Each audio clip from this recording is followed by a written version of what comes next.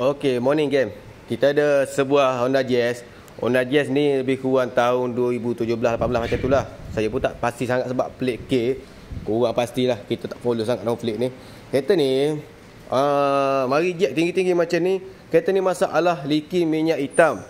Sebab owner kata minyak hitam dia bila cek daripada listik minyak hitam ni, minyak hitam berkurangan. Dan sebelum ni dia servis minyak hitam dekat workshop. Owner pemain tu pun bagi tahu, owner workshop tu bagi tahu ada masalah leaking minyak hitam ni. Sebab minyak hitam pun dia kurang, bawah pun ada kesan menitik. Jadi owner buat mari dekat saya ni untuk selesaikan masalah leaking kereta dia.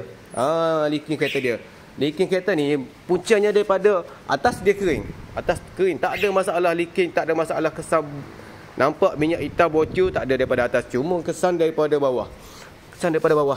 Sebab bawah ni dekat dia punya oisam, dia ada gasket ni, gasket bentuk U lah.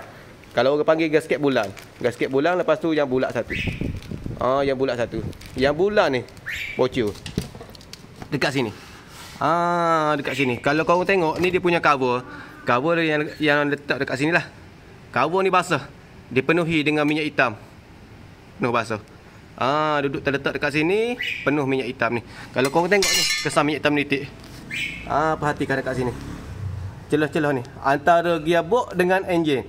Permukaan gearbox dengan enjin. Tahu kesan leaking. Dia leaking sebenarnya bukan daripada pelewai seal. Daripada oisam.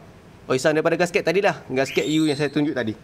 Gasket U tu bocor daripada dia sebab atas daripada gasket, daripada oisam ni dia ada gasket U tu.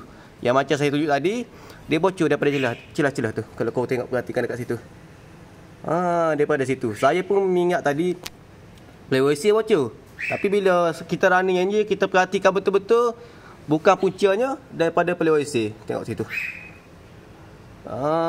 Situ nampak kesan minyak. Rupa-rupanya bocor daripada oisam. Daripada gasket ni.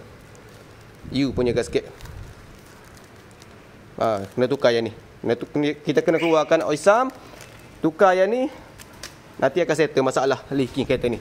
Takkan hari-hari nak top up. Takkan setiap masa. Seminggu sekali pun nak cek minyak hitam. Wajib buat Honda Jazz.